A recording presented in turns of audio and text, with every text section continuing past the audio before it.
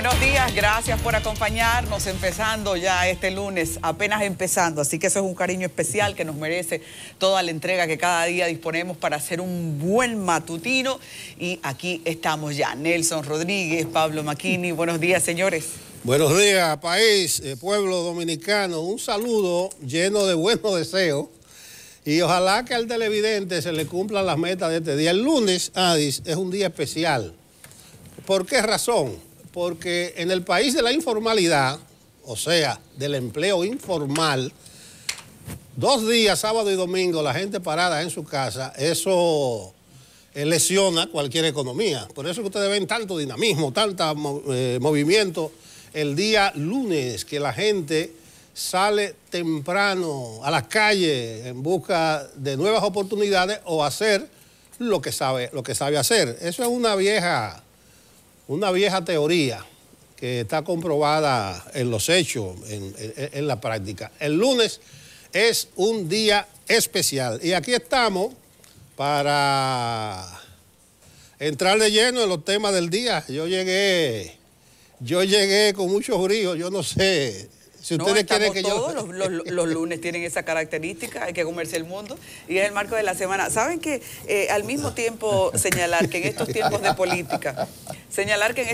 política, si bien para la clase trabajadora que sale al picoteo por la informalidad, porque no tiene un salario, los fines de semana se han convertido en un día de trabajo intenso para los políticos? Bueno, no para Están haciendo agenda más intensa los fines de semana que de lunes a viernes. Yo decía en estos días que esos bolsillos están hondos, están profundos, porque no ha comenzado la precampaña y nadie es precandidato. Esos son gente que aspiran a ser un precandidato por su partido y luego candidato. Es decir, que hay que invertir ahora, se están invirtiendo recursos a granel y después para la precandidatura recursos también. Y si gana la candidatura, mucho más recursos. Hay dinero en la calle, eso es bueno. Dicen que eso dinamiza la economía. Muy buenos días. Precisamente por eso uno medio se reía, porque aquí como que pasan cosas que uno no puede entenderlas del todo. Y es que la Junta Central Electoral acaba de anunciar, y entonces aplausos, ¿no?, que se va a crear una unidad para controlar las fake news y las acciones de la posverdad y la difamación en las redes. Entonces, bueno, cuando ocurren esas cosas, uno pues aplausos, pero resulta que el problema no está en las leyes, ni en las unidades de control, sino en la voluntad política para aplicar esas leyes. Entonces, de repente, ustedes ven que la ley electoral, la ley de partidos, manda que el inicio de la campaña es en junio. Entonces, ese es el chiste del día. Yo puse una cosa ahí, el chiste del día. La campaña electoral se inicia en junio. Pero venga, cabrón, si uno agarra los diarios por la mañana y las noticias son que Leonel dijo, reunido en tal cosa, dijo tal cosa. El otro hizo un meeting en qué sé yo cuánto. El aspirante que Domínguez Brito dijo lo otro. Navarro puso una valla que Amarante Baré reunió qué sé yo cuántos. O sea, de repente usted dice, bueno, ¿qué es lo que nos está pasando? Incluso ahora, el viernes exactamente, el viernes el Pleno de la Junta Central Electoral le da 15 días a los partidos para que se dejen de eso de estar haciendo campaña ilegal. Y además le dio 15 días para que quiten las vallas.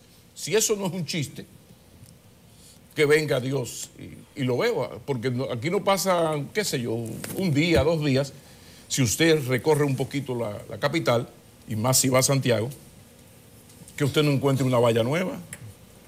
Yo ayer viniendo de Baní, por ahí, por los próceres, me metí por aquí, por donde está CDN, por Los Prados, me encontré 2 vallas nuevas. O sea, la colocaron días antes de que la Junta diera 15 días para quitarlas. Pero en este momento estamos entonces anunciando con bombos y platillos, y qué bueno, yo saludo todo esto, lo de la unidad de fake news, que también les va a servir a los señores de la Junta para sacar numeritos. Otro chiste malo, porque la unidad se crea para también, además de los fake news, que como bien hoy dice Idrikel Morrison, Esto es tan simple como ir a la fuente, pero también esa unidad tiene la encomienda de, al hacer un monitoreo por los medios, tener una idea de cuántos centenares de millones de pesos está gastando un candidato o unos candidatos en la campaña. Pero resulta que fíjense por dónde vamos, ¿no?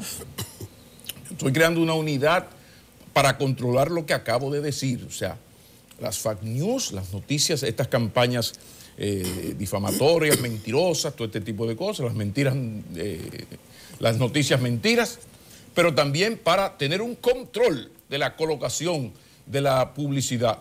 No, pero si tú no has sido capaz ni siquiera de obligar con la ley en la mano a los partidos políticos que te den el informe de sus gastos, que te rindan cuentas de los cuartos que del bolsillo de los dominicanos tú entregaste a los partidos políticos. Apenas el Partido Reformista ha sido el único que ha entregado la rendición de cuentas, el informe en que ha gastado los chelitos. Entonces aquí vamos como que yo la verdad que no sé, porque nos vamos como a lo lejos y somos incapaces de lo que está muy cerca. Una especie de paráfrasis de aquello de que en este país siempre lo urgente posterga lo importante. Pero bueno, ¿ya amanecerá algún día? Yo creo que la Junta Central Electoral tiene una camisa de fuerza que ella misma con su reglamento se ha encargado de apretarla. Con eso, de la unidad, una unidad de inteligencia para monitorear las noticias falsas y los mensajes publicitarios de los partidos, dice que es para eso. Y además, con el asunto del plazo para las vallas. Aquí cuando analizamos eso, hacíamos un chiste, parece que el que hizo ese reglamento vive en otro país. Pero bien, saludemos que la Junta dice a los partidos que quiten sus vallas. Que no a los partidos, es a los aspirantes, que es más complicado. Y ordena o dispondrá en 15 días, corriendo desde el viernes, a los cabildos que tumben esas vallas, que las desmonten. Pero la mayoría de esas vallas son de alcaldes o regidores que aspiran a mantenerse, a promocionarse. Y segundo, implicaría la inversión de recursos de los cabildos, que no creo que estén tan abundantes con todo, y que la Federación Dominicana de Municipios dijo ayer que acoge como positiva y va a cumplir esa resolución de la Junta, que ahora esta es valla parte 2, porque inicialmente ustedes recuerden que la Junta tiró una resolución y nadie le hizo caso. Entonces decía el presidente de la Junta, eso es porque no teníamos un instrumento legal, pero ahora tenemos una ley de partido, una ley electoral y un reglamento, que tumben esas vallas. Bueno, esperemos a ver cómo le va, pero lo de las vallas es lo de menos, eso es secundario. Aquí analizamos que ese reglamento lo elaboró una gente del otro mundo, porque entre otras cosas plantea que los precandidatos, cuando se inicie la precampaña, no pueden tener promoción política ni en la radio ni en la televisión. O sea, que pueden utilizar internet, redes sociales. Y un candidato o un precandidato que aspira a la presidencia de la República, ¿cómo va a llegar a todos los rincones del país si no puede tener promoción política ni en radio ni en televisión? Pero es lo de menos. Recuerden que aquí hacíamos un chiste, que ese reglamento también plantea que hasta tanto comience la precampaña el 7 de julio, los partidos ni sus activistas pueden exhibir propaganda alusiva a candidatos y menciona expresamente gorra, camiseta, bandera. Imagínense que un activista no puede andar con una gorra que diga PLD o PRM. ¿Quién es que se la va a quitar? Yo hice un chiste malo, ya que Pablo comenzó con uno malísimo, de que, por ejemplo, es como decirle a un aguilucho o a un liceísta, quítese esa gorra. Ven qué vaina. Pero ¿y quién se la va a quitar? Es una trifulca garantizada, pero a la Junta que le vaya bien. Ahora, con esto de la unidad de inteligencia, vamos a decirlo así, para noticias falsas, la Junta es contradictoria porque dice, nosotros no vamos a monitorear contenido. Incluso dice el comunicado de la Junta que eso son temas ajenos, o sea, los comentarios negativos o acusaciones que se hagan a través de las redes son temas ajenos a la competencia de la Junta y que son parte del ejercicio de libertad de expresión de los ciudadanos.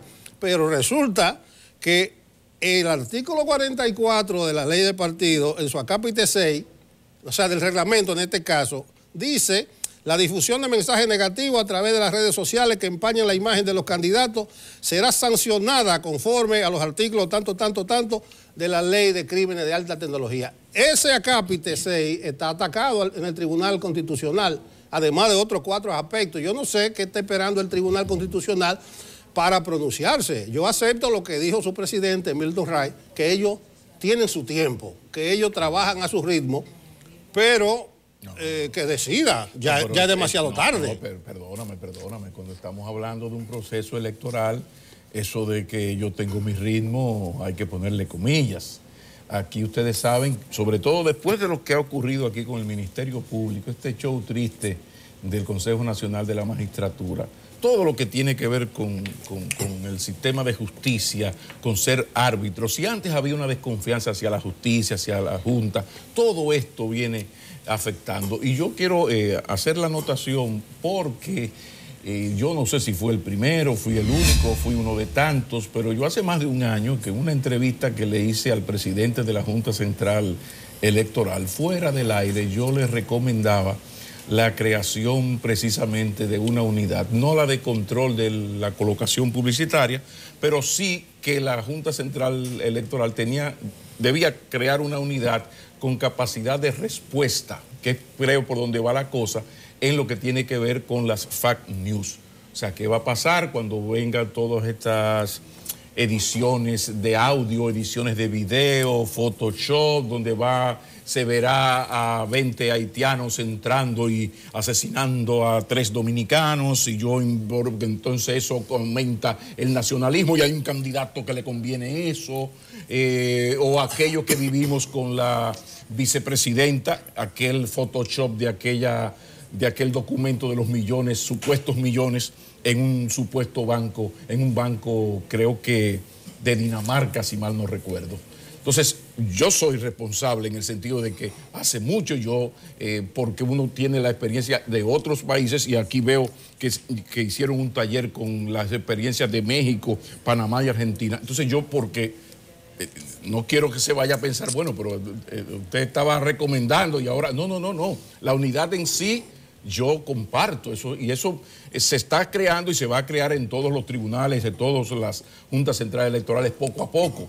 Se va a crear porque la realidad es una, el mundo cambió, y esto ya ustedes saben que esto de las redes se está imponiendo, y si no, pregúntenle a las políticas de los rusos apoyando a Trump y las estrategias del Brexit, o lo que pasó con el no en Colombia, ¿no? Entonces todo esto está bien. Lo que yo quiero reiterar es que hay que ir a la letra chiquita, hay que atender lo fundamental. Yo creo que la Junta tiene que cuidar su credibilidad y tiene que comenzar enviándole la señal a la gente de que esas leyes, que mucho se ha teorizado y se peleó por esa bendita ley de partidos, va a ser aplicado, caiga el que caiga. Y fíjense ustedes, hemos visto en un panorama que es bastante notable para todos, que no se trata de que son los partidos pequeños o un candidato que desconoce la ley, que desconoce el poder, los que están llenando el país de vallas.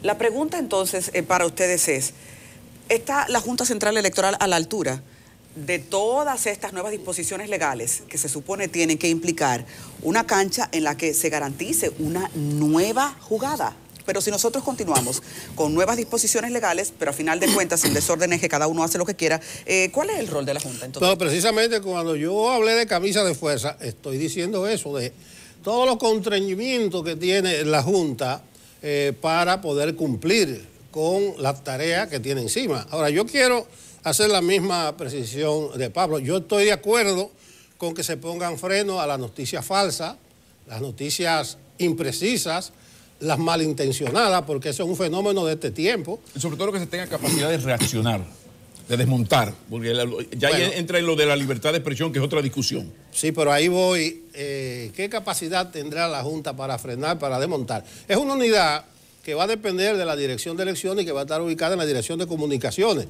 Lo primero es que esa unidad debe estar integrada no solamente por funcionarios probos e imparciales, porque eso puede convertirse en una fuente nutricia para alimentar a determinados partidos o candidaturas. O sea, debe haber una neutralidad única Entonces debe ser un mecanismo potable, como sucedió en México. Pablo, tú dijiste un taller internacional, vaya, qué lujo se da la Junta y uno no se entera. Un taller internacional con expertos de México, de Argentina, y de Panamá. Y la Junta dice, en lo que habló el viernes, la experiencia buena de México que se llamó verificado. O sea, eso fue un fenómeno para las elecciones estas de López Obrador. Un fenómeno que surgió cuando el terremoto, hubo un grupo de jóvenes, millennials, crearon una cuenta verificado ese 19, o sea, septiembre 19, y eso fue exitoso para auxiliar a las propias autoridades, para enviar mensajes. Entonces se creó verificado para las elecciones, pero eso no fue la Junta, el Tribunal Electoral de México, eso fue algo tan amplio que abarcó a toda la sociedad, incluso se integró Facebook, se integró Google, también Twitter, toditos estaban ahí. Y esa unidad verificaba que la información y donde aparecía ese sello era una garantía. Eso fue una cosa demasiado amplia y creo que es correcto, por eso apoyamos esa unidad, pero ojo, no es 3 tipos en un cuartico de la Junta brechando lo que se hace. Reitero, apoyo esa unidad, pero la condiciono y la apoyo porque es un signo de estos tiempos. Recuérdense, en Estados Unidos se comprobó 10 millones de electores fueron impactados por noticias falsas con esto de la trama rusa. Entonces, ¿quién no va a apoyar eso? Pero ojo, Junta Central Electoral, trate con pinza el asunto, porque lo que se entiende no es que usted va a ver la cantidad de publicidad política que se coloque ahí. No es solamente las informaciones que puedan afectar la sanidad del proceso. Eso puede prestarse para muchas cosas. Entonces, a la Junta que siga aclarando y que siga trabajando. El mejor ejemplo de esto, Nelson Adi, es que en cada proceso electoral hay una foto vieja que siempre sale y es un basurero con votos que se tiraron ahí. Eso siempre aparece, porque aquí en el asunto de las candidaturas está el hecho de la financiación legal o ilegal del narcotráfico o de grupos corporativos a candidatos que convencen al narcotraficante, al lavador de activos o a la corporación muy legal, la convencen de que él va de robo. Yo voy de robo, consígueme los últimos 5 millones que me faltan, que yo voy de robo y después resolvemos. Tú sabes cómo es esto. Tranquila, Eric, tranquila. Bueno, ok, yo me monto todo esto, pero de repente yo perdí muchísimo a poquito. Porque aquí hay gente, así como hay gente que solo come carne en las estadísticas, aquí hay gente que solamente tiene apoyo en los medios de comunicación. Tú los miras y no llegan a 0.5. Entonces, aquí hay un asunto muy serio con este problema, que alguna solución habrá que buscársele. Pero pido perdón que nosotros iniciamos el programa y porque pasó un corre-corre antes del inicio, que ustedes no tienen por qué enterarse. Nosotros, señores, hoy es un día, o ayer fue un día fundamental para eso que se llama libertad de expresión, para eso que se llama libertad de prensa y para la democracia en sentido general. Las democracias tienen sus mártires. Orlando Martínez fue uno de ellos. Entonces yo me quito el sombrero ante Orlando Martínez, cuya muerte marcó tanto a mi generación y a la de Nelson y a los mayores también, que uno, al igual que el 11 de septiembre, casi todos los que andábamos ya bregando con la política, recordábamos dónde estábamos en ese momento. ¿Qué esto estaba haciendo cuando Abaní llegó en el barrio de Los Tiburones y yo andaba con mi viejo amigo Freddy Aguas Vivas?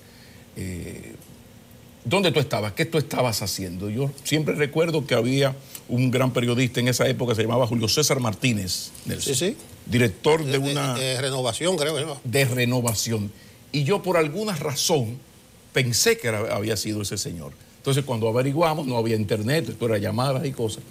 Orlando Martínez, que era además de cualquier cosa, además de inteligente, coherente, vertical, era la decencia hecha gente. Entonces eso marcó la democracia dominicana y quizás por el nivel de indignación, quizás fue gran señal al poder político que, así como enseñó a los fascinerosos que tumbaran un gobierno, el primer intento democrático después de Trujillo, tumbaron a don Juan, y a partir de lo que ocurrió hay una revolución con 2.500 muertos. Más nunca, ni borracho ni loco, a nadie se le ha ocurrido darle golpe de Estado a nadie, por mal que haya sido tal gobierno. De igual manera, yo pienso que a partir de la indignación y de lo que ocurrió con el asesinato de Orlando Martínez, se comenzó a respetar un poco más la libertad de expresión. Recordar que el argumento fundamental de los asesinos fue que ellos no fueron a matarlo,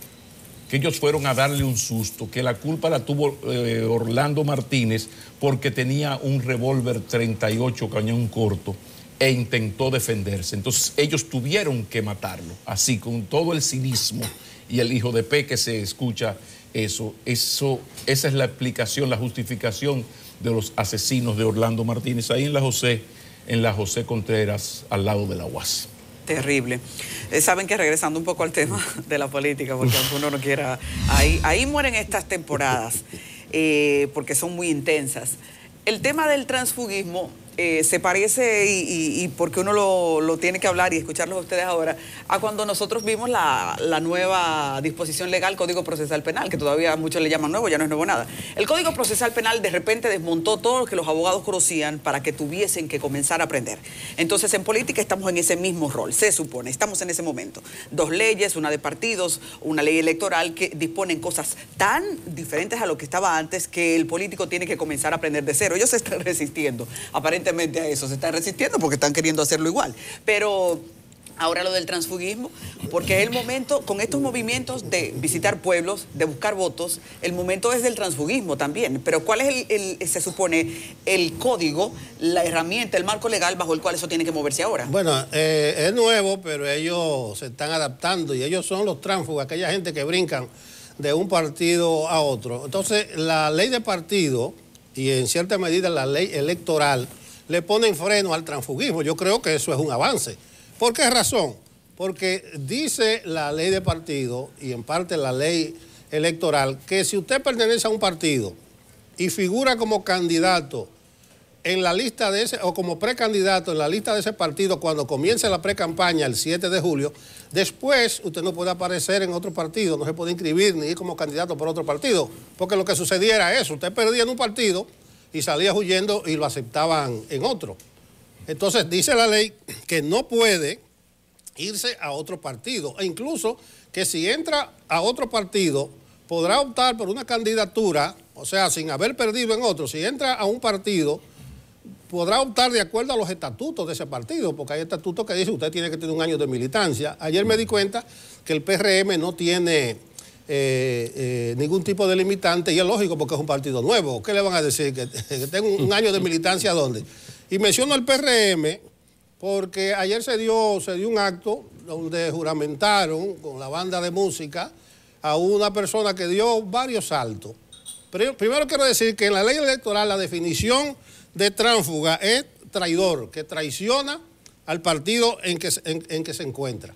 Y yo le agrego a eso que hay tránsfugas que son más traidores de la cuenta. Porque ¿qué sucedió ayer en el PRM? Y por eso que quiero deplorarlo. Juramentaron la plana mayor, estuvo Hipólito y Luis, a una persona que no solamente era dirigente del PRD, sino que fue funcionario del PRD. O sea, ahora, como producto de la alianza, el PRD le dio su bicoquita, después lo quitó, eso lo disgustó y se fue del PRD. Después volvió, o no se fue, se quedó en el PRD, pero en una labor con un amigo de nosotros que formó un sector dentro del PRD para hacerle oposición a Miguel Vargas. Eso fue en noviembre del 17. Ustedes lo vieron todos los días con un folder en el Tribunal Superior Electoral. Hoy, ¿qué ocurrió en septiembre del 18? Que el hombre volvió al PRD de paños y manteles con Miguel, dejó solo al amigo nuestro con el cual se había aliado, y ahora entonces el hombre deja el PRD y se va al PRM. Miren cuántos saltos. Funcionario, opositor rayé de Miguel, volvió a congraciarse con Miguel, ahora dejó el PRD. Pero es que yo digo que son más traidores de la cuenta porque se dedican a hacer daño al partido antes de irse. Si usted se va de ese partido. Entonces, el transfugismo es una de las armas más innobles que tiene la política, porque de por medio hay deshonestidad, se faltan a los compromisos e incluso a la amistad personal. Y es bueno que la ley de partido y electoral condenen eso, y es malo, muy malo, penoso, que cuando usted se va de un partido con esas credenciales, lo reciban como un héroe. ¿Cuál es el logro? Que traicionó a otro partido. Entonces, bien por la ley electoral, bien por la ley del partido, por combatir o poner freno al transfugismo. En estos días, ellos se han dado cuenta, recuérdense que el PRD hizo un acto en Monseñor Noel hace 2 semanas, que el PRM hizo uno en San Francisco hace una semana, que el PRM hizo uno ayer, y acostúmbrense todos estos días a ver juramentaciones y trasiegos, porque después del 7 de julio no van a poder, como la rana, darle un salto de un partido a otro. Es una ganancia neta. Pero hay que recordar que todo esto, como decías, es a nivel de los candidatos. En la vida social hay una cosa, hay un concepto, hay una categoría en la sociología que se llama el control social. Entonces, el control social hace que mucha gente no se comporte mal porque habrá una especie de control social, de represión social. O sea, si yo hago algo malo, incorrecto en Baní, no estoy solamente dañándome yo. Es que yo soy el nieto de don Pablo Ortiz y el hijo del profesor Maquini y la profesora Yolanda. Entonces yo tengo encima de mí un control social. Hay una presión de que yo debo comportarme bien porque hay una especie de represión social. Ustedes saben de lo que yo estoy hablando. Con el paso de los años ya estas cosas han ido pasando, valga la infeliz redundancia. Yo siempre recuerdo un chiste bueno de Boruga que hablaba en una discusión con Freddy: ten cuidado que yo soy de los Moronta de Dajabón. Es un reconocimiento a que los Moronta es una familia honorable de Dajabón. Entonces, había ese prestigio en los pueblos, hay ese prestigio de las familias, con o sin dinero, intocables en términos éticos, ¿no? Entonces, eso se llama control social. Ahora, ¿qué pasa? Ese control social ha ido disminuyendo. Ya el cambalache de Enrique Santos Discépolo, cualquiera es un ladrón, cualquiera es un señor, un esclavo con Stravinsky, va Don Bosco y La Miñón. Esto se ha hecho realidad. Entonces, si esto es a nivel de la sociedad, donde ya todo es igual, nada es mejor, cualquier cosa puede pasar. Este señor estuvo preso, salió a la vida y no ha pasado nada. El otro estuvo acusado de tal cosa, en el barrio se sabe, el otro es narcotraficante, pero esto está también en la política. Entonces, a partir de ahora, ustedes verán lo que va a ir ocurriendo. Y esto lo de García Duvergé es lo de menos. ¿Por qué? Bueno, porque García Duvergé se ha manejado entre PRM, PRD, que son prácticamente lo mismo, no hay una diferencia importante en ningún sentido entre el PRD y el PRM. Ya esto aleja un poco el transfugismo tradicional, que era que un señor de izquierda o del centro izquierda, una persona liberal, pasara a la Fuerza Nacional Progresista, que es un partido conservador. Entonces se van acá, ¿a ti qué te pasó? ¿Y a ti qué te pasó? No, pero cuando ustedes son la misma cosa y no existe ya ese control social, pues esto se va a ver y se va a ver mucho. Y en este caso el que se va tiene todo el argumento en el sentido de, bueno, es que esto es más o menos lo mismo. ¿Por qué el PRM lo recibe de esa manera? Porque para bien o para mal, ante el mercado electoral, eso es positivo. Y la política se nutre de realidades. Ahora, esto tiene un elemento, un cocorícamo que es bueno destacar.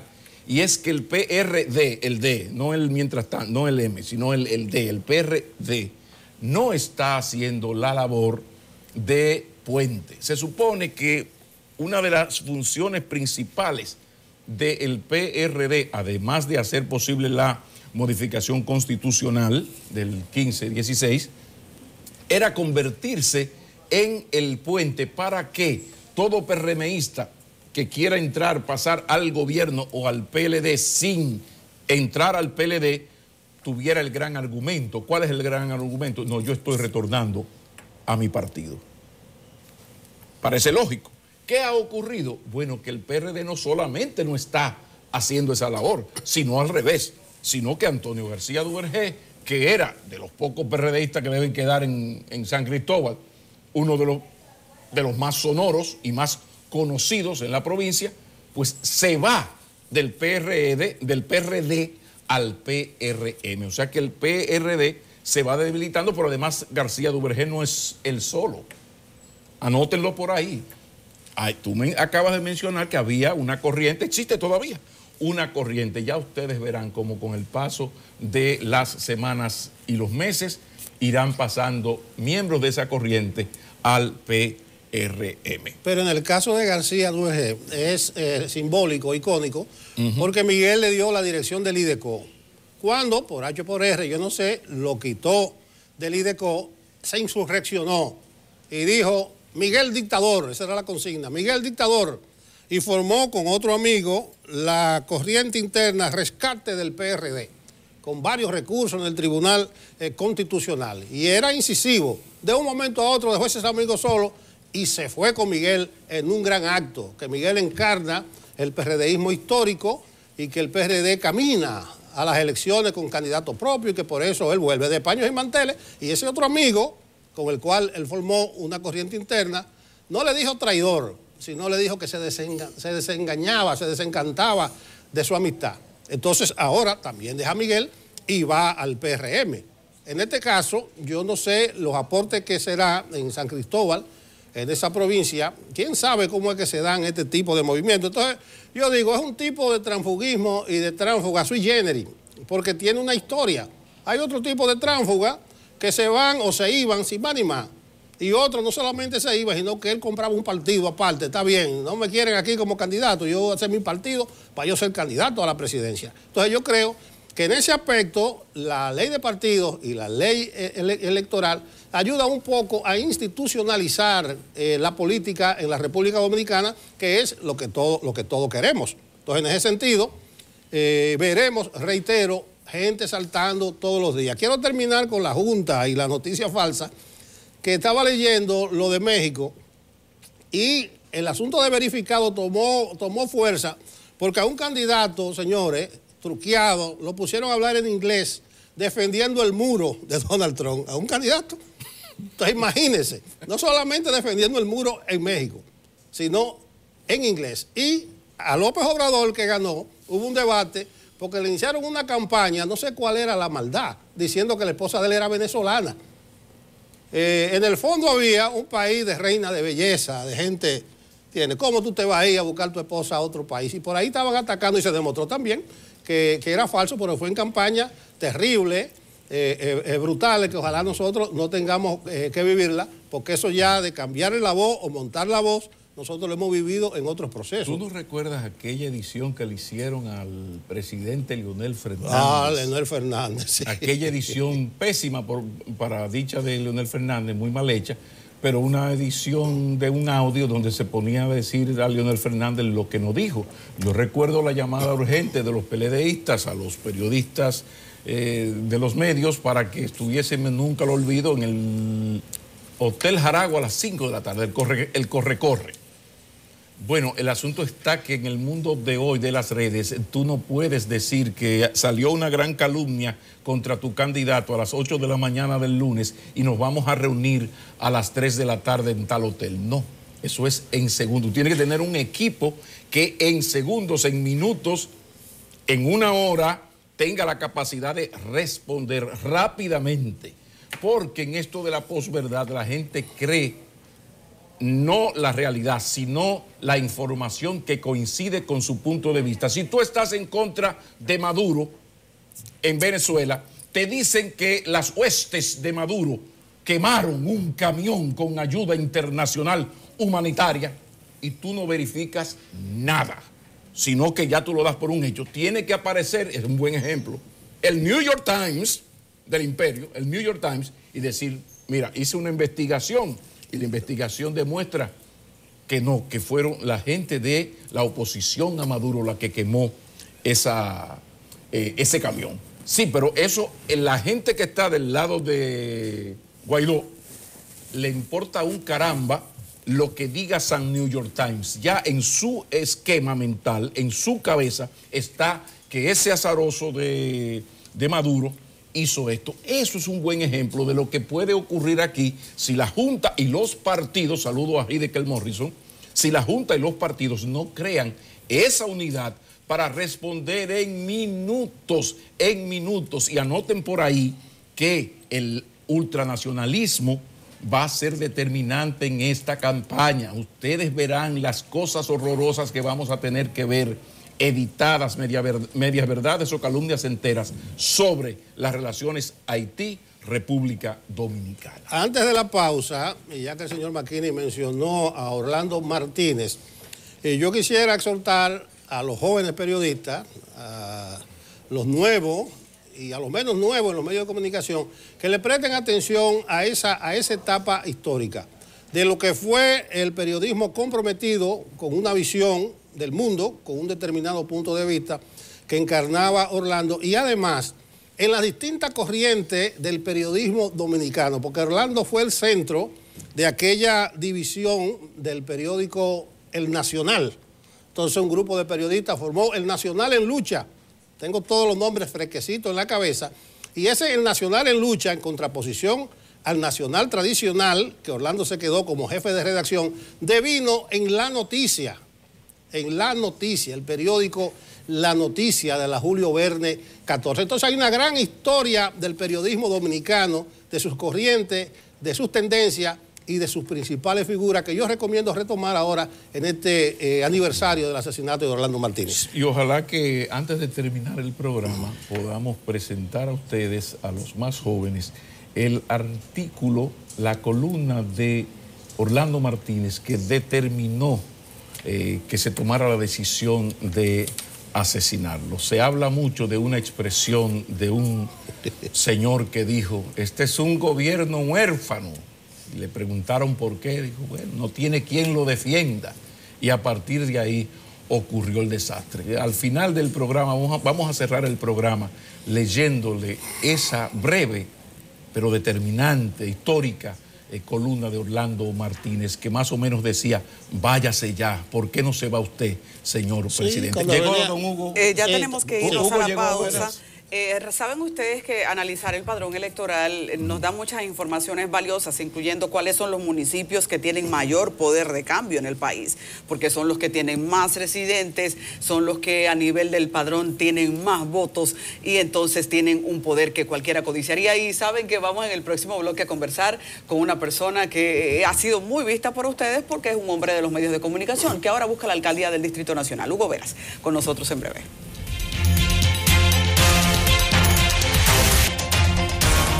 Siempre es un placer conversar con Hugo Veras Goico. Podríamos hablar de muchas cosas con Hugo, de mercadeo, del negocio de los automóviles, de su PRD, pero eso va a pasar a un segundo plano porque de lo que se trata, si es que él está de acuerdo, es de hablar de sus aspiraciones a la alcaldía del distrito. Como dijo Duarte, aprovechemos el tiempo. Bienvenido, todo un placer, Hugo. Bueno, siempre. Para mí un honor, don Nelson Pablo, de estar aquí. Y tal y como tú lo dices, sí, más que de las aspiraciones, ya del proyecto, aspiraciones tenía yo para ir a la alcaldía del distrito, ya nosotros tenemos el proyecto hecho para la alcaldía del Distrito Nacional. Pero espérate, yo sí estoy de acuerdo contigo porque tú eres el candidato. Sí. Hablamos que de aspirante, de precandidato, pero yo me atrevo porque es un hombre de la casa. Sí. Que usted es el candidato. ¿Cómo que de la casa? Matiza eso. No, pero así que se dice, es una imagen, ¿verdad? Sí, de cuando tú entras a la casa del presidente del partido. ¿Cómo tú estás? ¿Dónde está el hombre? De la casa. Y él dijo, Hugo, toma un cafecito. Pero espérate, antes de tú entrar con eso de la casa, el asunto que nos intriga es que tú dejaste un buen puesto en la Cancillería. Sí. Que eso te limita tiempo, esta candidatura, a tus actividades profesionales, que son diversas. Yo de aquí me voy a preparar vehículos en la radio. El programa se lo ha dejado a Paul. Sí, a Paul. El pobre Paul está explotado. Sí. Entonces, explícanos el paso, la razón del paso, de lo más hondo de tu corazón. Sí. ¿Qué te lleva a sacrificar cosas tangibles, medibles, para ese ¿cómo diría yo? Le explico. Una mire, aventura. El tema, número uno, lo de la aventura de don Nelson, yo no lo quería tirar como una aventura, por eso yo duré 1 año y 2 meses estudiando el proceso. Mucha gente me decía, tú no tienes que estudiar tanto, tú estás teorizando demasiado. No, viendo los escenarios para saber la posibilidad real que, haciendo el trabajo que tenemos que hacer, podemos lograr entonces llegar a la alcaldía del Distrito Nacional. Entonces, si es sobre la base de trabajo, eso es lo que yo sé hacer, trabajar, que es lo que hemos hecho hasta ahora. Entonces, el tema de la decisión, don Nelson, principalmente es por el deseo de la participación en política. Yo creo, y es mi invitación a la gente, incluso yo lo digo muchísimo y aprovecho y lo digo ahora, el que le guste este proyecto, que por favor nos apoye. Si no le gusta este proyecto, que apoye el proyecto que le guste, pero que apoye, que participe. Si nosotros no participamos, no nos involucramos, no vamos a tener ningún cambio. Y lo hablo en el caso de esta ciudad, nos la pasamos opinando. Mira, ahora me han mandado en el Twitter, que un camión está a esta hora, que esto, lo otro. Entonces, ya esa opinión no te lleva a una acción de transformación. Uno tiene que, de manera más decidida, participar. Y fue mi decisión de participar ya como candidato a alcalde del Distrito Nacional, estudiando y analizando los 6 ejes fundamentales que son los que, hay 3 principalmente, que son los que afectan a la ciudad, y eso lo estamos haciendo, don Nelson, no hablándole aquí, los problemas, Pablo lo conoce, usted lo conoce, Adi lo conoce, todo el mundo conoce los problemas, las soluciones son los que nadie plantean. Por eso, cuando nosotros presentamos la candidatura el 13 de febrero, nosotros hablamos de 6 ejes: tránsito, seguridad, cultura, deporte, desechos sólidos, que es la basura, y luego terminar con el concepto de ciudad inteligente. De esos 6 conceptos, 5, nadie, ni que ha aspirado, ni que ha estado en la alcaldía, los toca. Aquí siempre se habla del tema de la basura, que es un tema que yo le llamo un TBT. Pero te interrumpo, Hugo. Sí. Antes de entrar a los ejes, los ejes de los vehículos, los ejes de mi carreta, la del distrito es una de las plazas más difíciles y costosas. ¿Usted está preparado para eso? No solamente preparado, sino que estamos con la estructura trabajando ese proceso. Ya el tema de los costos, don Nelson, que aquí la participación económica es fundamental e importante como la propuesta. Por eso nosotros hicimos, creo que somos los únicos y estamos invitando a todo el mundo que lo haga. Nosotros cuando lanzamos, presentamos la plataforma hugoveras.com. Ahí en esa plataforma usted encuentra el movimiento Se Puede, que es un movimiento de apoyo que no tiene que ver con partidos políticos, para la gente que quiera involucrarse y participar sin identificarse con partidos políticos, y ahí está todo lo que tiene que ver la transparencia de los costos. Por ejemplo, eso que estamos viendo en pantalla fue el lanzamiento la semana pasada del primer eje, que fue la propuesta de movilidad, propuesta con soluciones reales. Todos esos costos que están ahí, usted lo tiene en la página de internet, o sea, fondeado entero. Ahora, hablan de 400 millones. ¿Qué nosotros estamos buscando? Que la gente nos apoye. O sea, nosotros estamos, gracias a Dios, con la ley de partido y la ley electoral, van a haber topes aquí. O sea, aquí todo el mundo va a tener que bailar igualito, gracias a Dios. Entonces nosotros tenemos que invitarnos que ustedes mismos, si pueden, nos aporten 100 pesos, si son 50 pesos, 500 pesos, pero con una transparencia de que la gente sepa cómo estamos usando los recursos, porque el dinero yo no lo tengo, yo no tengo un grupo económico que me esté apoyando, yo estoy apelando a que todo el mundo me pueda apoyar para poder lograrlo. Los ejes, vamos a entrar a los ejes. Dentro de los ejes hay 2 que llaman especialmente la atención. Lo de la basura es un TBT. Es un tema TBT. Pero está lo de la inseguridad ciudadana, y uno que tú manejas mucho y que puedes aportar desde ya, que es el bendito tránsito. Es la movilidad. Y la movilidad. Exacto. Y en medio de todo eso, una cosa terrible que tiene que ver con el país, pero con el distrito también, que es la arrabalización institucional. Exactamente. La incapacidad del Estado, de los gobiernos de la ciudad y de lo que sea, para aplicar las benditas leyes. Hablemos de los que ejes. Uno no entiende por qué es tan difícil aplicar las leyes, porque aplicar las leyes no es tú ser autoritarista, no es que tú tienes que darle un trompón a nadie, no es que tú tienes que avasallar a nadie, sino hacer cumplir y entender. Hay muchos procesos y situaciones aquí que se han permitido por años. Tú no puedes venir de la noche a la mañana a querer quitarlo, ¿no? Pero es un proceso de desmonte que tú, reconociendo los errores que has tenido como autoridad, también puedes irlo cambiando. En el caso de los ejes, nos vamos, nosotros presentamos el primero, que es la movilidad. La primera sorpresa que yo me encuentro con este eje de la movilidad es que todo el mundo me pregunta, ¿y qué tiene que ver el ayuntamiento con el tema del tránsito en la ciudad? Bueno, pero la ley 6317, más que reafirma, porque no es que le da la autoridad, no, que reafirma que es el Ayuntamiento del Distrito Nacional quien está llamado a organizar, a administrar todo lo que tiene que ver con la movilidad de su municipio, de su ciudad. El alcalde es la persona, es el gerente de una ciudad, el que está llamado, si no le corresponde de una manera directa, no puede estar ajeno tampoco a la solución de la situación de sus ciudadanos. Entonces, nosotros empezamos a trabajar con este eje y planteamos ya una propuesta donde está la administración de los flujos de la ciudad.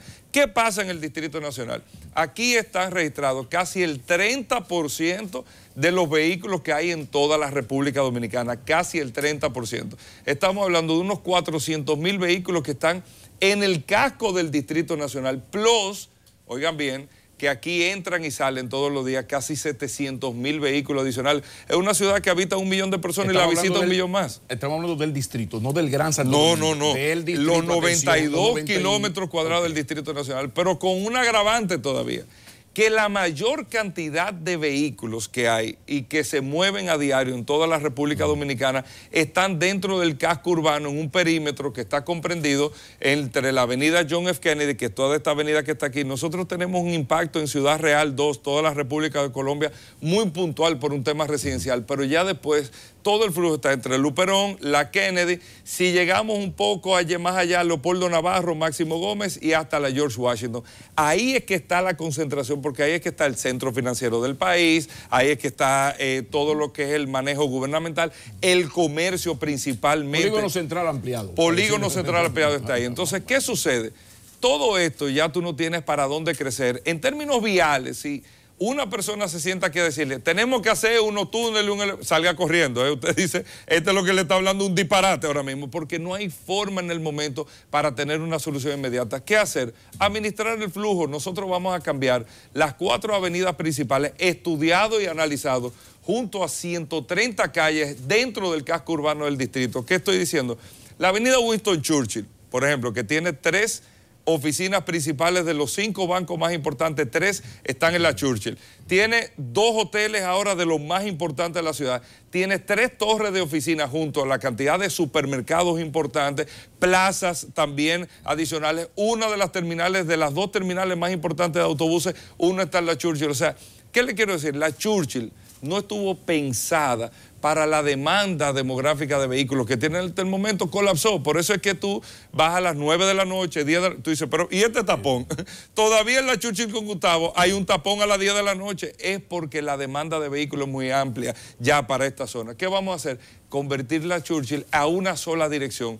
Tú tienes, no necesariamente... Norte-sur.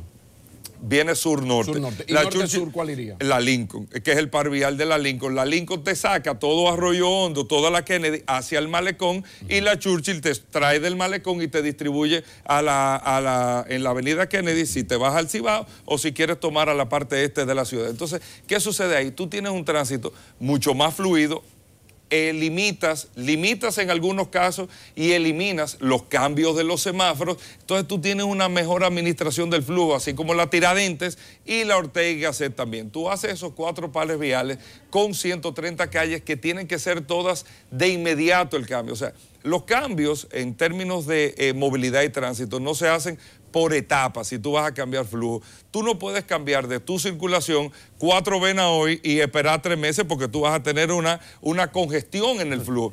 Tú tienes que hacer el cambio completo para redireccionar. Esto va acompañado, y oigan bien, esto tiene hasta fecha de aplicación.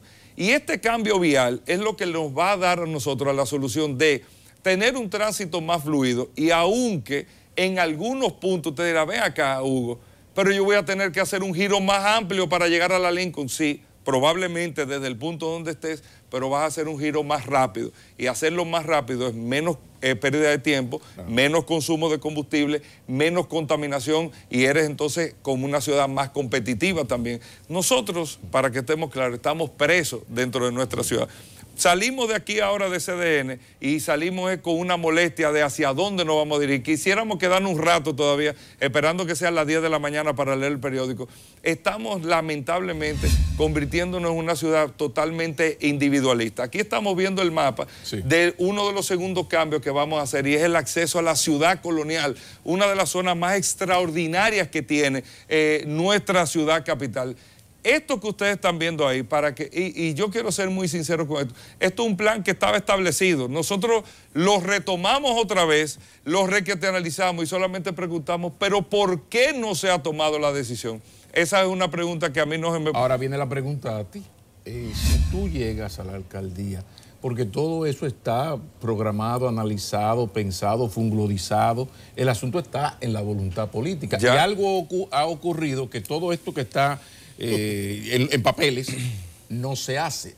Uno sospecha que eso no se hace porque afecta sectores poderosos. ¿Se va a atrever Hugo Veras a hacer lo que nunca se ha hecho? No es que... poniéndose en caliente con sectores poderosos. Sí, no es que Hugo se va a atrever, es que yo lo estoy anunciando desde ahora y le estoy dando fechas y plazos.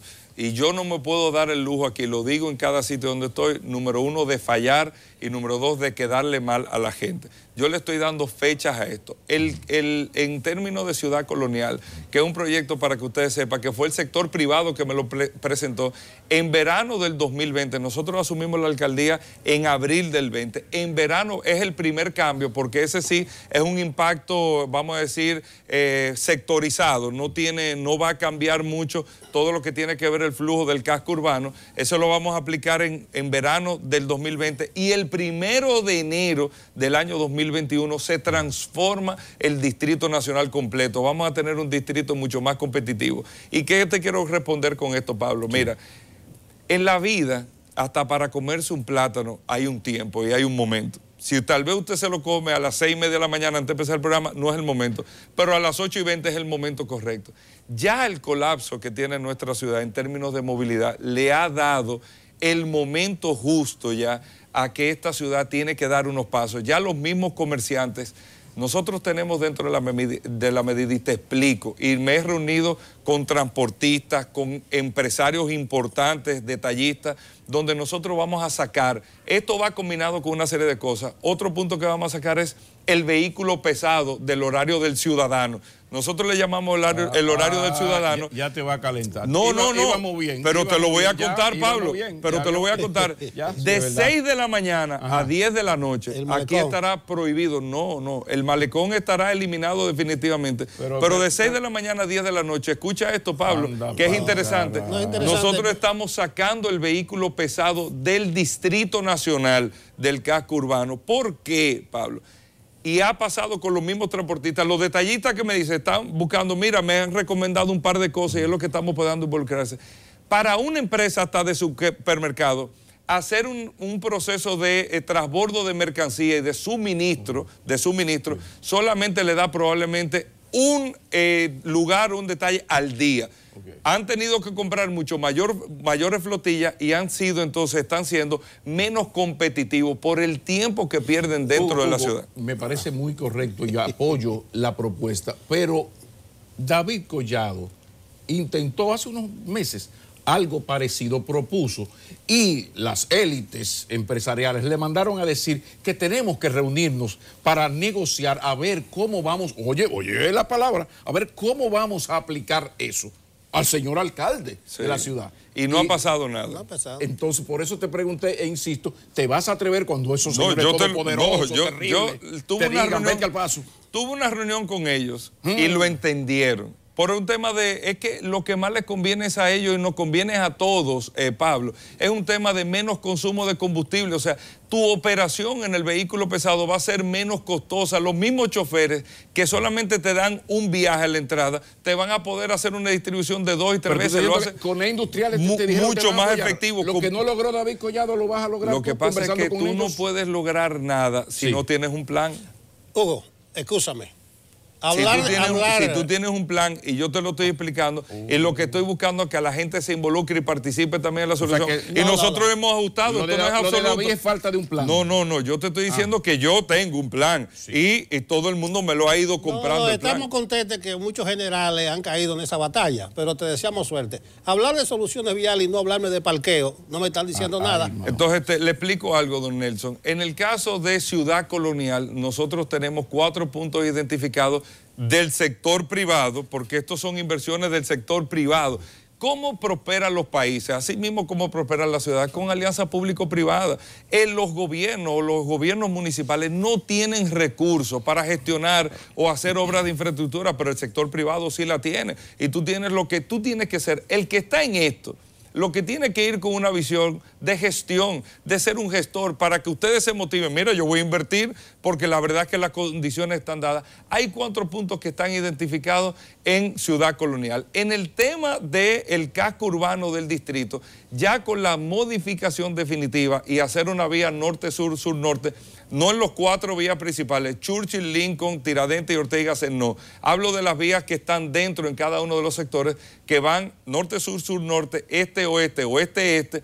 Tú vas a permitir en una sola dirección entonces el estacionamiento a mano derecha, pero ya tú tienes un flujo organizado ahí y lógicamente ahí te va a ir dando, don Nelson, el flujo, el comportamiento te va a ir diciendo dónde comercialmente sería necesario para la inversión de un estacionamiento. Hablar de un estacionamiento hoy sin conocer realmente cuál será el comportamiento, el impacto y la planificación, sería entonces estarlo complaciendo aquí de algo que no va a suceder en el momento. Inseguridad ciudadana. Seguridad ciudadana. El tema de la seguridad. Aquí ya decimos inseguridad. Exacto, pero es la seguridad. Y es un tema, el ayuntamiento no está ajeno a participar en la toma de decisiones y no está ajeno a involucrarse, pero junto con la comunidad, Pablo, a involucrarse para poder gestionar vigilancia. Nosotros estamos, lo que queremos ser es reactivos.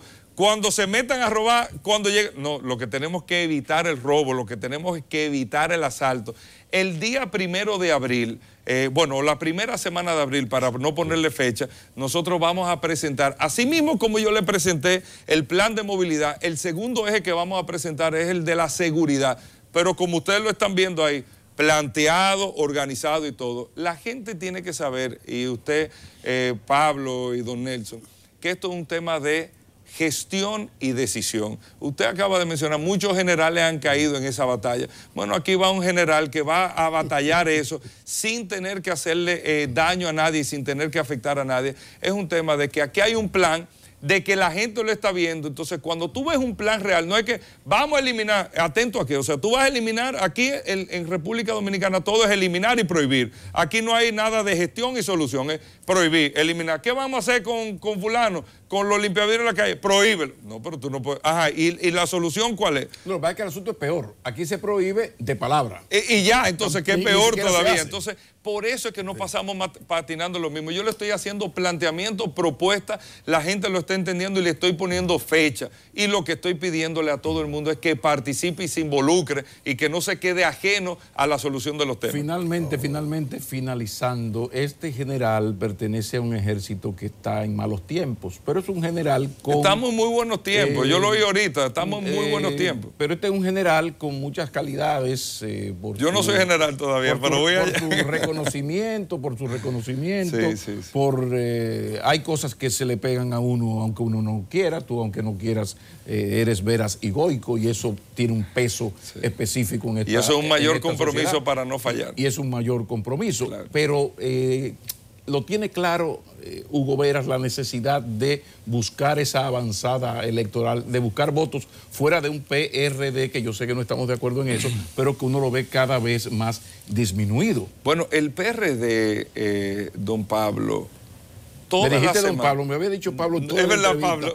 Pablo, es verdad, es verdad. Lo que pasa es que te iba a decir otra cosa. Pero el PRD, Pablo. Es verdad, es verdad. No, el PRD, Pablo, todas las semanas está haciendo proceso de juramentación. La semana pasada el presidente del partido estuvo en Bonao con toda la dirigencia de otros partidos juramentándose en el PRD. Todo. Y toda la semana está llegando gente. Y lo más importante es que está llegando gente nueva. gente nueva a participar en un PRD que realmente le está abriendo las puertas a la sociedad para el que quiera participar, involucrarse en política, lo puede hacer. Y nosotros estamos en ese proceso y vamos súper bien. Aparte de eso, recuérdese que el 80% de la población dominicana no milita, ni participa, ni simpatiza en partidos políticos. Entonces, por eso nosotros presentamos la plataforma Se Puede. Lo que yo estoy buscando, el ciudadano no puede estar ajeno a la decisión de transformación de su ciudad. Por ahí es que prende. Claro. Hugo Veras y Goico nos ha acompañado, muy posible, casi seguro, porque tiene muchísimo apoyo dentro y fuera en el Partido Revolucionario Dominicano de que sea su candidato a la alcaldía del distrito. Ojalá que así sea. Así va a ser, así va a ser. Y no solamente el candidato del PRD y de la estructura Se Puede, sino de muchas organizaciones políticas también a las cuales nosotros estamos buscando encabezar esta candidatura. Muy buena suerte. Continuamos en Enfoque Matinal.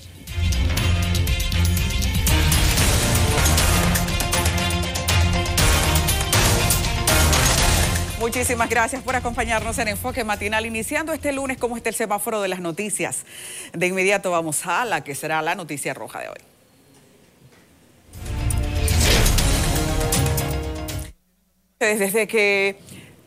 Miren ustedes, desde que el 4% para la educación comenzó a ser una realidad en este país, crecieron mucho las expectativas de lo que podemos conseguir y de las condiciones en que las clases en las escuelas aún más remotas pueden cambiar el estilo de vida de nuestros niños.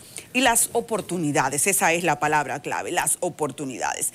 El presidente del Consejo de Apoyo a Jarabacoa, José Tejada, junto a todos los representantes de ese sector, que son nada más y nada menos que empresarios de allí, han presentado hoy a Educación una alarmante lista de 14 escuelas y liceos que se encuentran, dicen ellos, en una condición de emergencia. Primero porque son condiciones que datan de años en los que no han sido atendidos los mantenimientos necesarios y las escuelas están cayendo a pedazos. Y otras son escuelas que fueron comenzadas pero han sido abandonadas. Hablar de 14 escuelas en un pueblo como Jarabacoa es mucho, no, es muchísimo. Y esta lista, que es también la respuesta de una lista que tiene educación y que no ha atendido durante los últimos años, es un gran dolor de cabeza para ellos. El mandato que debería ahora mismo recibir la autoridad encargada de educación es, naturalmente, asistir a Jarabacoa para ver qué hay detrás de esa precariedad extendida a largo plazo. Una precariedad que ya no se corresponde cuando hace años estamos trabajando con las escuelas que se supone estaban en la lista de precariedad. Hay que atender las que están en una condición más grave primero. Pero lo que sí bien es cierto es que es muy alarmante hablar de 14 escuelas en un pueblo pequeño en el que entonces, ¿cuáles son las que se remodelaron? Porque este es un número grande. Saludos a nuestra gente de Jarabacoa y con todo el valor que merece la denuncia de este sector económico y de este sector social, presentamos esto como una grave denuncia a la que en las próximas horas esperamos tener una respuesta por parte de Educación.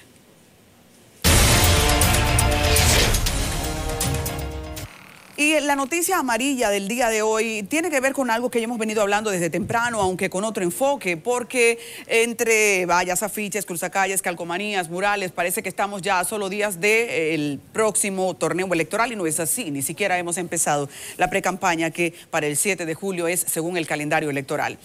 Hay un movimiento que se llama Bien Común, que ha estado haciendo un llamado a que la gente suba vallas hacia las redes sociales para una especie de denuncia pública, un mea culpa, un poner en mal al político que está ahora mismo contaminando visualmente la ciudad en un momento en que todavía no ha empezado su momento, en un momento en que todavía no empieza su calendario. Así que ahí están. Yo creo que esta noticia también sirve para hacer una censura social a quienes de manera apresurada, tratando de ganar popularidad y votos, están violando la ley. Esto es tan simple como violar la ley, porque se supone que hay un nuevo calendario electoral en el que las disposiciones tienen que ser asumidas por esos líderes que mañana, si tienen posiciones importantes, van a reclamar que nosotros demos cumplimiento a la ley. ¿Y ellos qué hacen con la ley? Vamos ahora a la luz verde. Señores, hemos estado hablando de sequías desde la semana pasada de una manera muy intensa, reclamando reacciones del gobierno, aunque el tema de la sequía aquí en CDN lo hemos estado abordando hace ya unos 2 meses. A propósito de este tema, la ayuda que comienza a llegar hacia la línea noroeste, en donde tenemos mayor cantidad de reses muertas, nos merece la luz verde hasta el momento, aunque es solo el comienzo. Hay que decir que es solo el comienzo porque todavía le quedan días a esto de la sequía. Se ha dicho que también por los próximos 2 meses tendremos que seguir hablando del tema. Esto por parte del gobierno, pero en la luz verde también quisiéramos hablar de que usted en su casa está haciendo los arreglos necesarios, de que la gente que tiene negocios en donde el agua es materia prima comienza a hacer también la medida necesaria para que esta crisis pueda ser paliada. Hasta aquí, con cariño, el semáforo.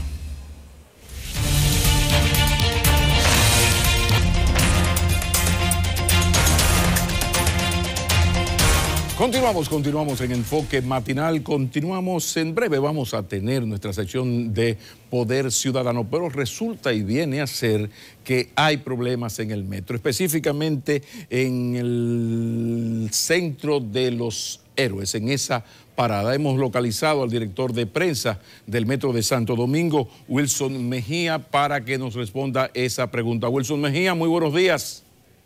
Buenos días, Pablo, y a toda la audiencia de su programa Enfoque Matinal. Explícanos, ¿qué está pasando?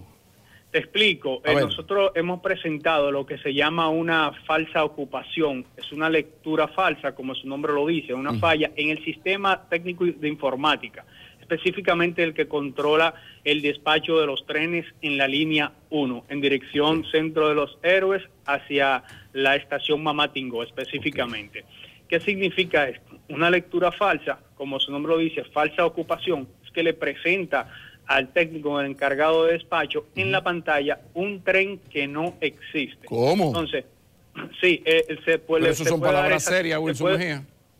Esas son palabras mayores. Se puede dar esa situación, sí, pero esto no representa ningún tipo de peligro porque en realidad tenemos un personal que sí valida de que no hay un tren, y el personal que controla el despacho de los trenes también sabe que no la hay, porque se la da de una manera tan clara y específica que él dice, bueno, lo que hace el sistema es que ralentiza. Inmediatamente el sistema ralentiza la ralentiza que va más despacio, ¿no? Ralentiza que va más despacio. Ok. Lo que hace es el sistema que ralentiza el desplazamiento de los demás trenes que están en servicio.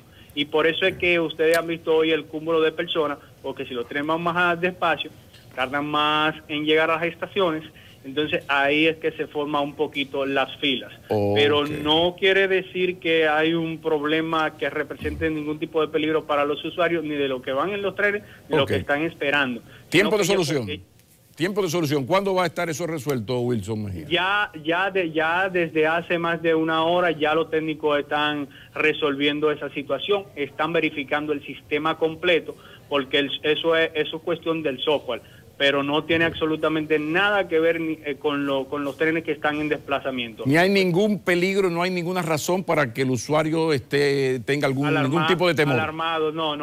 Lo único, los trenes corren a una velocidad de 60 a 70 kilómetros, sí. Ahora van allá de 40 a 45. Tardan un poquito más en llegar y por eso se produce más en horas picos, como la que estamos en este momento, claro. Es que se representa ese cúmulo de personas representa, por lo menos, se presenta más la falla, se percibe más, pero no es porque ahora mismo los trenes están sufriendo ningún tipo de inconvenientes.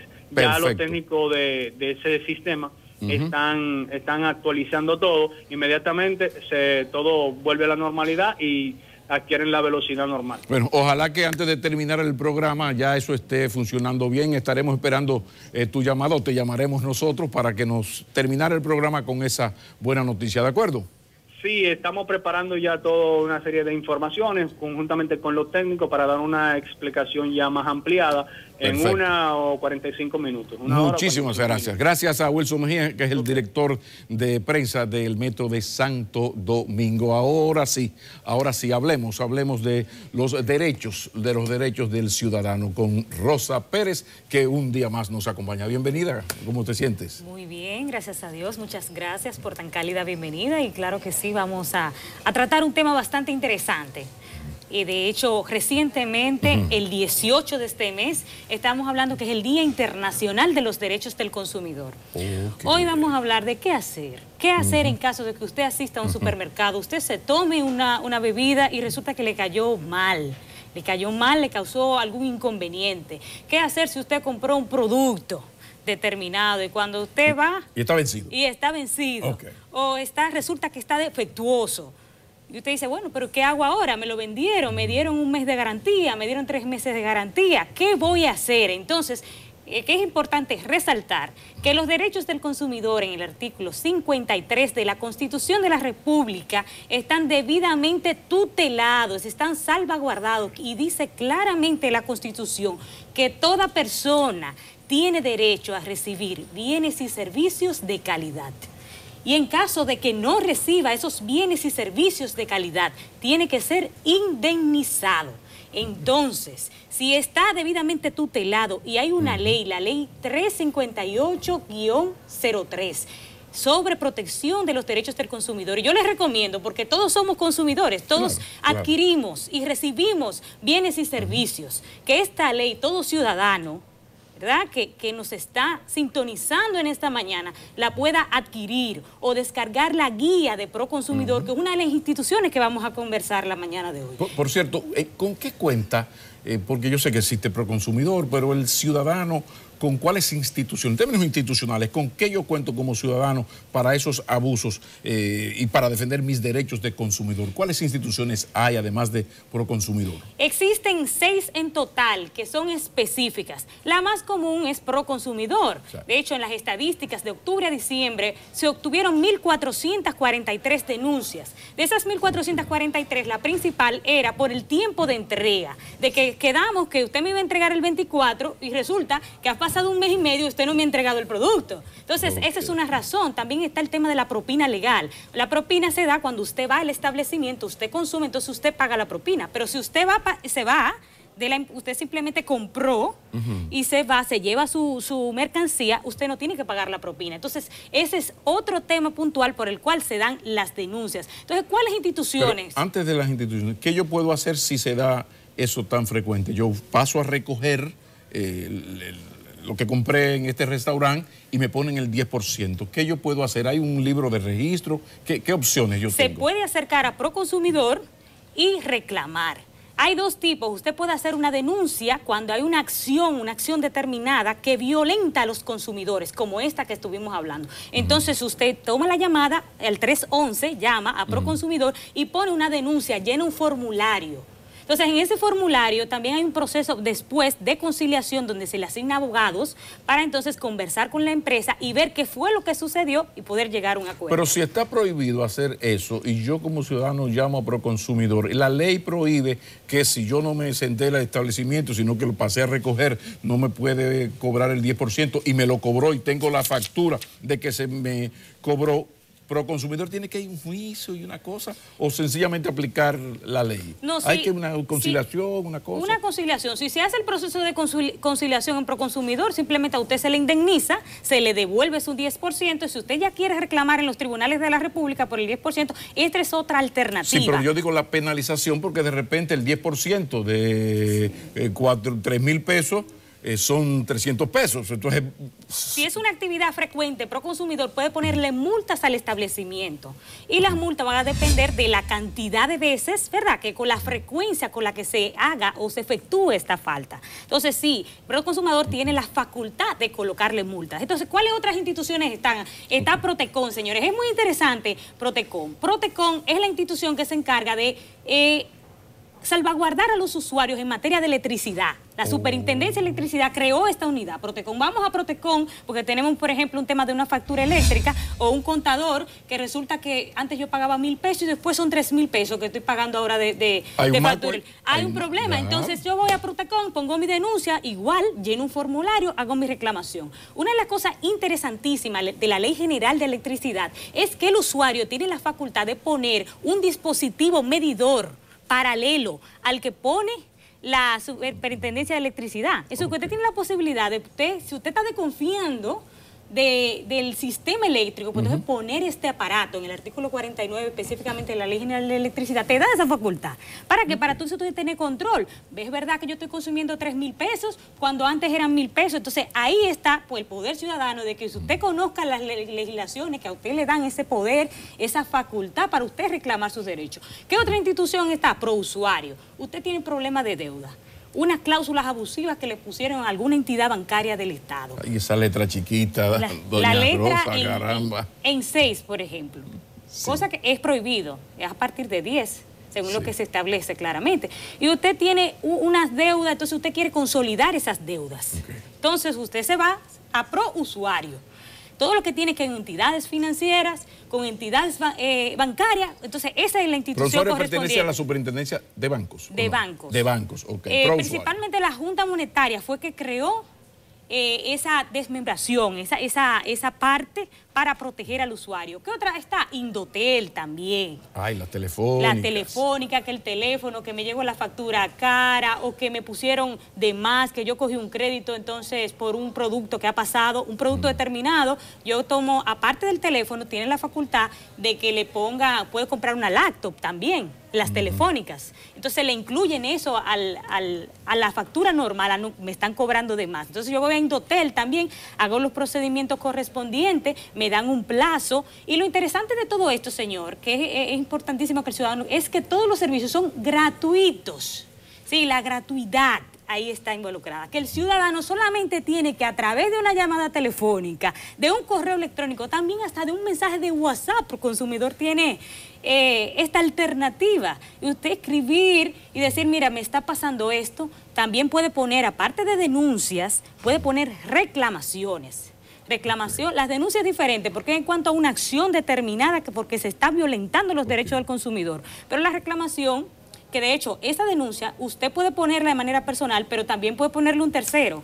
Es decir, si su vecino vio que a usted le están violentando sus derechos del consumidor y está consciente, una llamada, pone su nombre, llena el formulario, que de hecho está en internet, usted puede acceder a la página de Proconsumidor o a alguna de las páginas de estas instituciones que he mencionado, e inmediatamente llena su formulario y va a obtener respuesta. Y funciona, porque aquí leyes para leyes tenemos, Baiza, para todo aquí hay una ley, una cosa. En los hechos, el consumidor puede tener confianza de que estas instituciones funcionan, esos Proconsumidor, Prousuario, todas esas cosas, ¿funcionan, doctora? Sí, funciona realmente. De hecho, están las estadísticas que ellos mismos en su portal de transparencia suben para la cantidad de denuncias. En el portal de octubre a diciembre se tuvieron 1.443 denuncias por 4 renglones en específico. Es decir, funciona, pero también está el tema que cómo es posible que una cantidad tan efímera de denuncias se produzcan, y es ¿por qué? Por desconocimiento, porque el ciudadano no conoce, pero para esto CDN, ¿verdad?,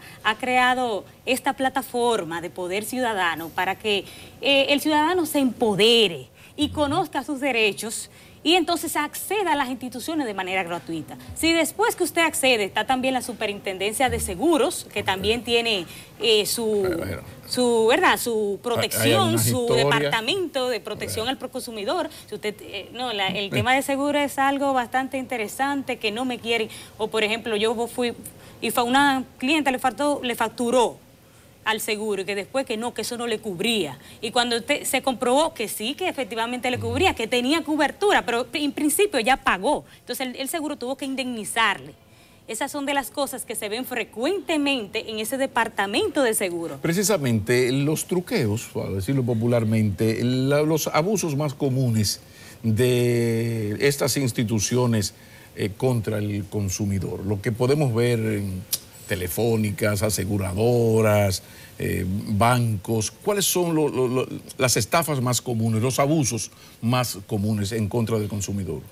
Mayormente el tema de los productos vencidos, ¿verdad? Que cuando vamos a una institución, especialmente el tema de los supermercados, es muy común. O sea, ahí es bueno desconfiar de los especiales. Sí. De que a una tercera parte del precio, revísele la fecha. Hay que revisarle la fecha. Y eso, de hecho, hay muchas demandas en daños y perjuicios. No solamente que hay bastantes denuncias, de hecho hay 700, en las estadísticas que estuvimos leyendo, esto hay 711.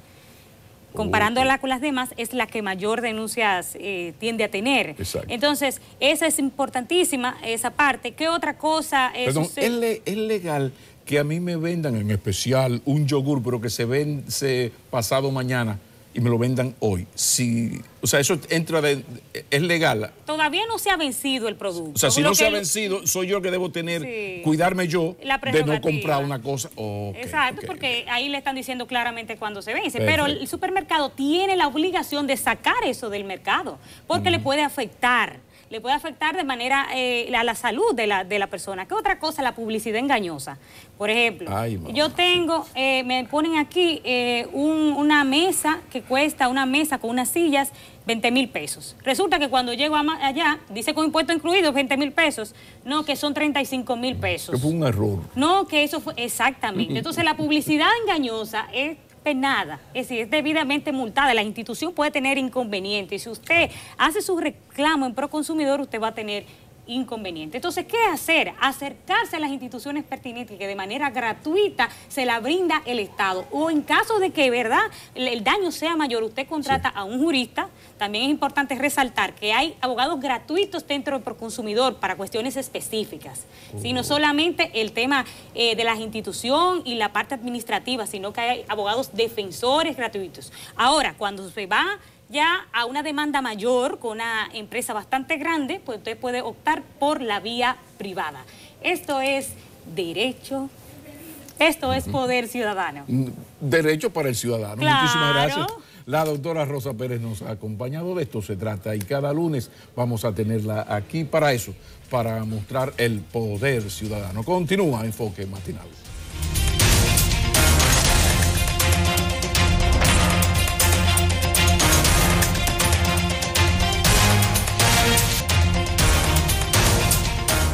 Desde la entrevista principal hemos estado hablando de los problemas de la ciudad, que el tránsito, que los parqueos. Es que lo urbano, las políticas urbanas son una clave, una prioridad en estos tiempos. ¿Y quién más que nuestro experto Marcos Barinas y su enfoque sobre política urbana? Adelante. Gracias, equipo. Siguiendo con la serie Santo Domingo ante los comicios 2020, es importante establecer que son las personas, los ciudadanos, la base para establecer las ventajas competitivas en el futuro de nuestra ciudad. La transportación, la infraestructura y el medio ambiente son aspectos que presentan un carácter necesariamente regional, pero realmente es la fuerza laboral y la formación educativa la verdadera garantía para planificar municipios productivos que de alguna manera aporten a la competitividad nacional. Los municipios disponen de competencias propias y compartidas para una serie de servicios que garantizan el bienestar de las comunidades locales.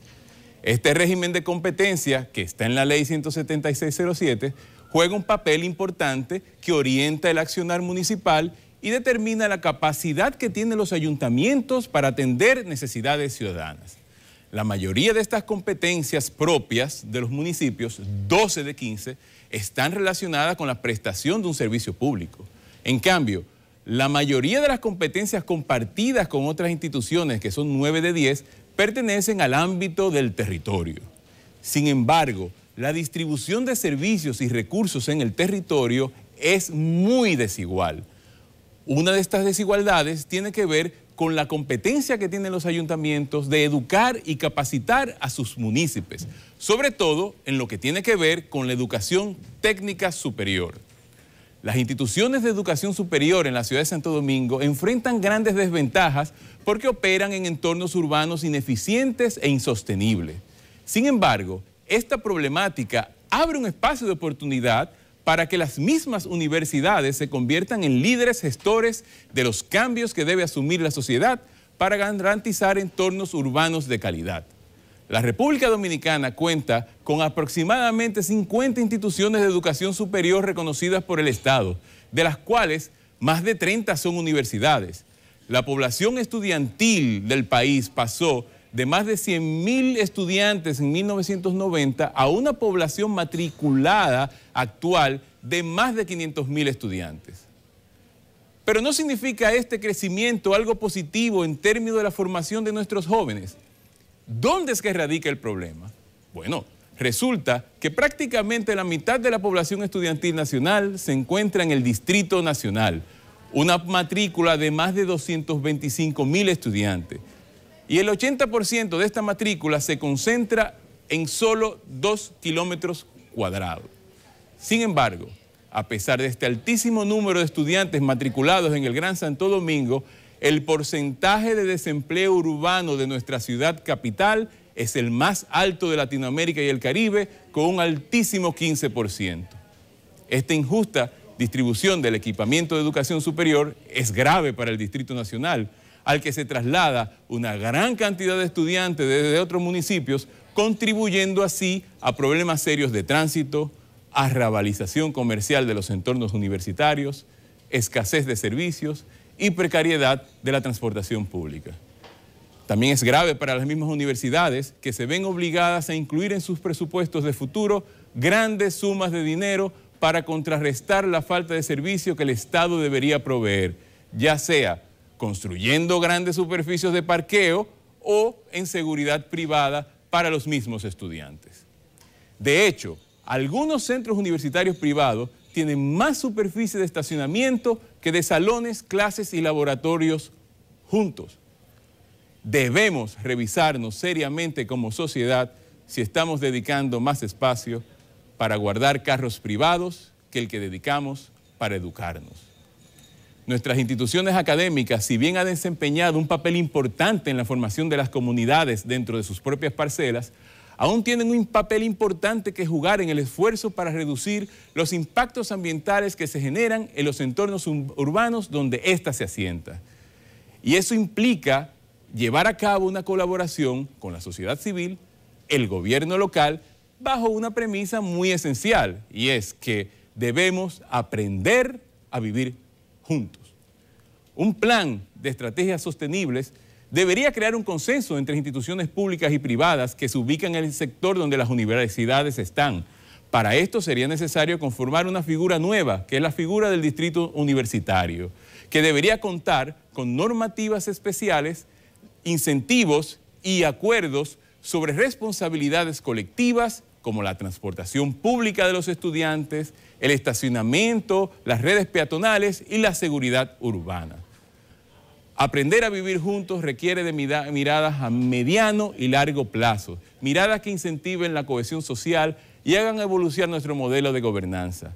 En esa construcción, las alianzas entre el ayuntamiento, el gobierno central y la sociedad civil son claves para crear y administrar políticas públicas para un entorno urbano sostenible e integrador. Si las universidades no son capaces de liderar y construir este modelo de ciudadanía, si los seres pensantes seguimos resolviendo los conflictos colectivos de conformidad con nuestras parcelas individuales, entonces, ¿quién lo hará? Muchas gracias. Que tiene incidentes que hay que comenzar a tomar en cuenta porque la gente se está moviendo y recuerden que el tránsito humano como el vehicular en esta ciudad marca la diferencia. El metro de Santo Domingo con una realidad que ya ahorita técnicamente explicaban uno de sus representantes. Hay que hablar también de que el teleférico tiene sustituto mientras se le da mantenimiento. Hoy hay caso de Brecht y en todo esto le seguiremos hablando en la programación de CDN. Sí, la lentitud con la que está marchando el metro en la línea 1 es un asunto temporal que no pone en peligro absolutamente nada ni nadie y va a ser resuelto en los próximos minutos. Como prometimos, este es el último artículo que escribió Orlando Martínez y siempre se ha sospechado que fue a partir de este artículo, de esta columna Microscopio de Orlando Martínez, que se tomó la decisión de asesinarlo. Como prometimos, este es el artículo de Orlando Martínez que posiblemente, muy posiblemente, provocó su muerte. Señor presidente de la República, doctor Joaquín Balaguer, ya que usted impide que un artista del prestigio y de la calidad moral de Silvano Lora viva en su patria, ya que dejar en el extranjero a dominicanos le produce placer o ganancias politiqueras, me voy a permitir hacerles algunas recomendaciones. Espero que sobre todo medite la última. Como usted ha dicho que en este gobierno, y parece ser cierto, la corrupción solo se detiene en la puerta de su oficina, ¿por qué no saca de la República Dominicana a todos esos corruptos? Como aquí existe una galopante inflación de delincuentes sin uniformar y según usted también uniformados, ¿por qué no les ordena a los calieses del régimen que los apresen y los metan en un avión? ¿Por qué no les dice a los genízaros que prestan servicio en el aeropuerto que aprecien no a los que traen cigarrillos de marihuana, sino a los pejes gordos del tráfico de drogas? ¿Por qué no manda al exilio a los que reciben comisiones para negociar contratos que entregan nuestras riquezas a las compañías multinacionales? ¿Por qué no instala en un barco a los latifundistas, a los que están negados a que este país salga del subdesarrollo y de la situación de miseria colectiva que lo acompaña? ¿Por qué no entra en ese mismo barco a quienes en la ciudad son el soporte ideológico de esos terratenientes? Y también a quienes son el sostén armado, los que dan palos, apresan y torturan campesinos que luchan por sus derechos. Como usted es en llave de los norteamericanos, ¿por qué no le solicita un portaaviones para enviar al lugar que fuese a los numerosos calieses que viven del trabajo del pueblo?